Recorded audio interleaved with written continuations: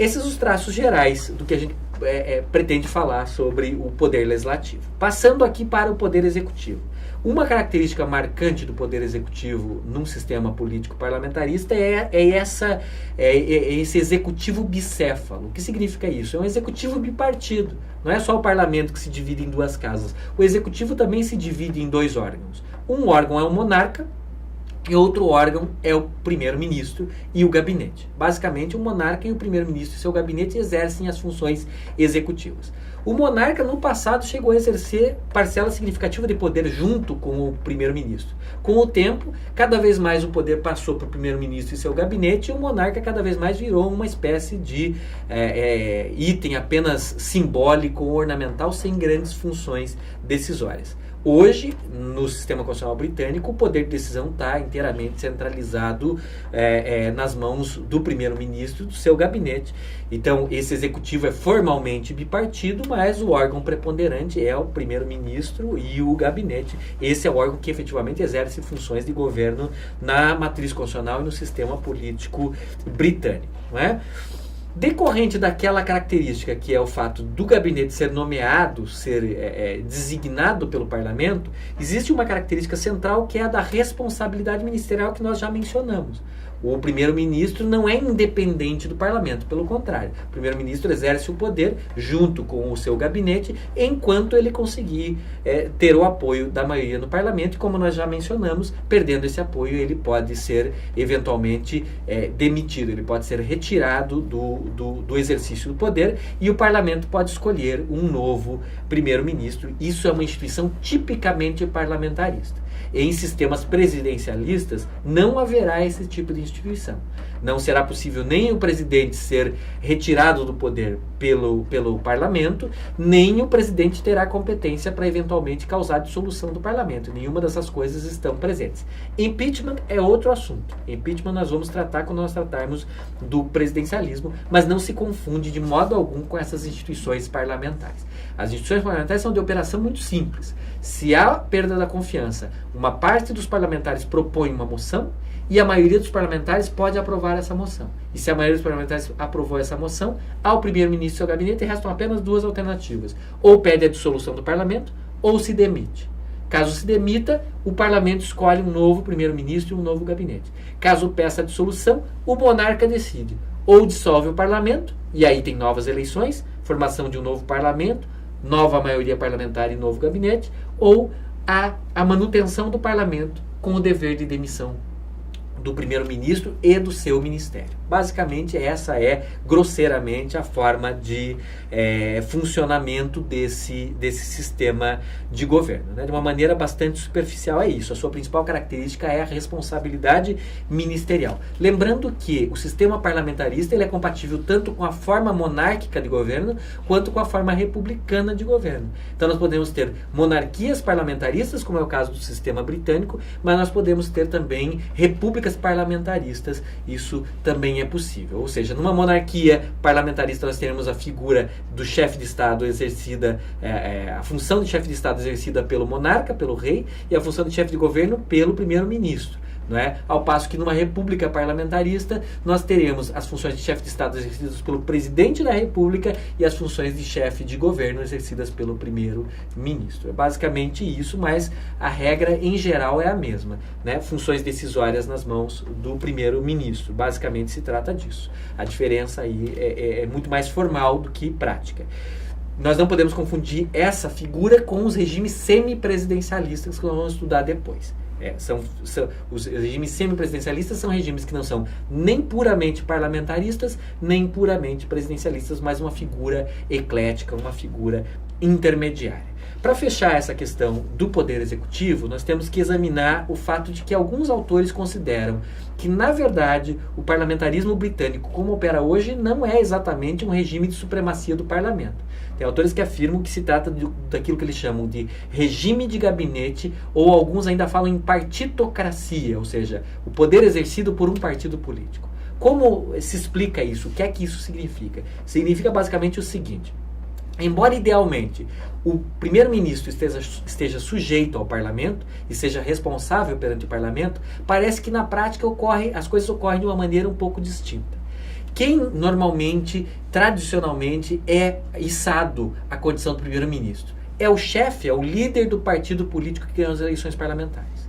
Então, quando os britânicos votam, na prática eles estão votando apenas para parlamentares, né? Formalmente estão votando apenas para os parlamentares. Mas na prática eles sabem que se ganhar o partido A, determinada pessoa será primeiro-ministro. Se ganhar o partido B, outra pessoa será o primeiro-ministro. Então a eleição aqui é quase como se tivesse implícita na eleição parlamentar a eleição do primeiro-ministro. Além disso, esta prática do primeiro-ministro ser o líder do partido faz com que ele tenha um duplo papel. Ele é chefe de governo, mas ele é líder do partido. E sendo líder do partido, os parlamentares estão sujeitos a ele, do ponto de vista de fidelidade e disciplina parlamentar. No sistema constitucional britânico existem regras estritas de fidelidade parlamentar e regras estritas de disciplina parlamentar. Ou seja, o primeiro-ministro tem poder disciplinar sobre os parlamentares. O primeiro-ministro pode, enquanto líder do partido, determinar como os parlamentares votam. Perceberam essa sutileza? Como o primeiro-ministro é, ao mesmo tempo, chefe do partido que tem maioria no parlamento, o primeiro-ministro também exerce uma espécie de comando que vai do gabinete para o parlamento. E o parlamento, por questões de disciplina partidária, é obrigado a aprovar as matérias que o líder do partido, que é o primeiro-ministro, estabelece.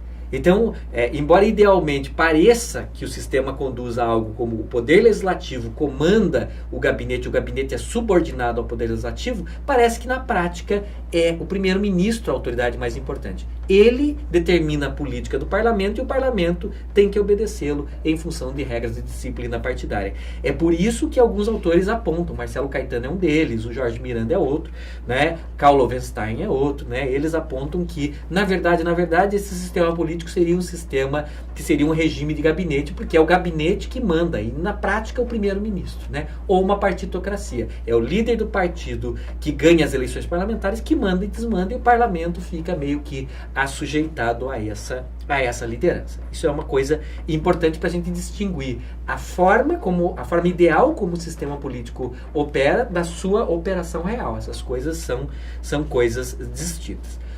Quanto ao Poder Judiciário, eu já mencionei que nós vamos abordar muito superficialmente aqui por conta tanto do fato de que jurisdição será tratada no tópico final do curso, quanto pelo fato de que o Judiciário aqui não tem maior relevância em matéria constitucional no que diz respeito a controle de normas, porque ele está privado, ele não pode realizar nenhum tipo de controle de constitucionalidade.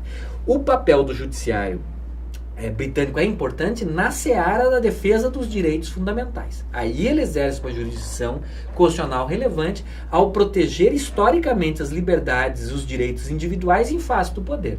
Então, aqui não há que negar que há uma relevância muito importante em termos de matéria constitucional do Judiciário como defensor dos direitos e das liberdades fundamentais. Mas, fora isso, a marca aqui que restringe um pouco isso é exatamente a ausência do controle de constitucionalidade.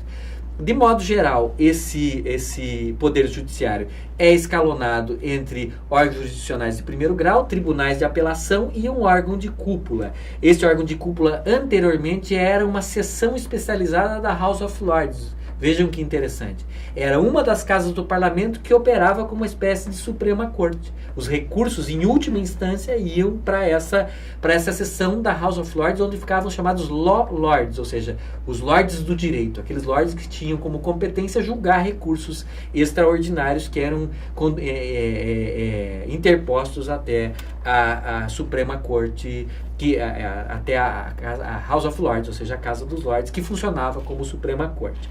Em 2005, houve a aprovação de uma reforma constitucional, chamado Constitutional Reform Act, 2005, que retirou essas funções jurisdicionais da House of Lords. Ou seja, a partir de 2005, a House of Lords não teria mais funções jurisdicionais. É claro que demorou um pouco para se criar a Suprema Corte, né, que é o órgão que sucedeu a House of Lords nas suas funções jurisdicionais. Essa Suprema Corte, embora criada pelo Constitutional Reform Act de 2005, foi implementada apenas em 2009. Então, a House of Lords seguiu exercendo funções jurisdicionais até 2009, mas em 2009 cessou de ter funções jurisdicionais, de modo que hoje ela não exerce mais essas funções. Quem exerce funções jurisdicionais de órgão de cúpula do sistema judicial britânico é exatamente a Suprema Corte do Reino Unido e não mais a House of Lords, isso desde 2009, ok? Encerrando esse tópico relativo à matriz constitucional britânica, alguns pontos finais. É intuitivo que as ex-colônias britânicas foram os locais principais de recepção do direito constitucional britânico, né? E outros sistemas também. As ex-colônias, porque receberam o direito constitucional britânico e depois sim se tornaram países independentes, criando seus sistemas mais fortemente influenciados pelo direito constitucional britânico, e outros sistemas, às vezes até mesmo por conta de imitação espontânea. Os sistemas viam, conheciam os elementos do sistema constitucional britânico, como o parlamentarismo, ou como os writs constitucionais, ou como os direitos e liberdades fundamentais, e assim por diante, e incorporavam espontaneamente a seus sistemas constitucionais um ou mais elementos dessa matriz constitucional. Então a difusão é muito ampla, né? Essa matriz constitucional é a matriz constitucional mais antiga, como nós pudemos ver, né? E ela tem, portanto, uma influência muito grande. Essa matriz influencia todas as demais. Ela influencia, inclusive, a matriz norte-americana, que nasce dela, ela influencia, inclusive, outros sistemas constitucionais. Então, mas a influência mais marcante vai se dar exatamente em países de colonização britânica. Canadá, Austrália, Nova Zelândia, Índia, Malásia, Jamaica, Trindade, Malta, Israel, vários países em vários quadrantes do globo vão ter influência de um ou mais institutos do direito constitucional britânico, né? Esse direito constitucional, ele normalmente se difundiu através de elementos parciais do seu sistema constitucional. Não é o sistema constitucional como um todo que é transposto, mas são partes desse sistema constitucional. Que partes são essas? Algumas eu já mencionei. Liberdades e direitos fundamentais, as assembleias representativas, né? Por exemplo, foram exportadas para o Novo Mundo, para os Estados Unidos a partir do direito constitucional britânico. O governo representativo, como nós já sabemos, é aquele governo em que há eleições, né, por exercício de determinados cargos, como o cargo de deputado ou representante, e que o mandato é livre e irrevogável, né? A responsabilidade ministerial, essas instituições parlamentaristas foram difundidas por toda a Europa. Todos os sistemas que adotam sistema parlamentarista de governo têm influência do direito constitucional britânico. Mesmo os sistemas que adotam semipresidencialismo também sofreram influência de institutos típicos do parlamentarismo. Então, a responsabilidade parlamentar foi uma das mais amplamente difundidos, foi um dos elementos do direito constitucional britânico mais amplamente difundidos. A monarquia constitucional, em muitos lugares que se tentou restaurar a monarquia ou passar de uma monarquia absolutista para uma monarquia liberal ou monarquia constitucional, o modelo foi o modelo britânico, né? E assim por diante. Vários elementos, portanto, de difusão que foram exportados pela matriz britânica para os mais diversos sistemas constitucionais, influenciando sistemas constitucionais da Ásia, da África, da América do Norte, da América Latina, inclusive, né? A influência direta se dá mais na América do Norte, a influência na América Latina é mais indireta, mas ela existe também. Então, nós vamos examinar isso posteriormente, quando examinarmos os sistemas constitucionais da América Latina. Com isso, nós encerramos esse tópico, a aula sobre a matriz constitucional britânica, né, e vamos, em seguida, iniciar a aula sobre a matriz constitucional norte-americana, o segundo sistema constitucional que nós abordamos, um sistema que é o segundo em antiguidade, mas é um sistema bem importante por conta das inovações que ele proporcionou aos sistemas constitucionais e pela ampla influência que ele exerceu, ainda maior do que a influência da matriz britânica, né? Esse será o tópico da nossa próxima aula.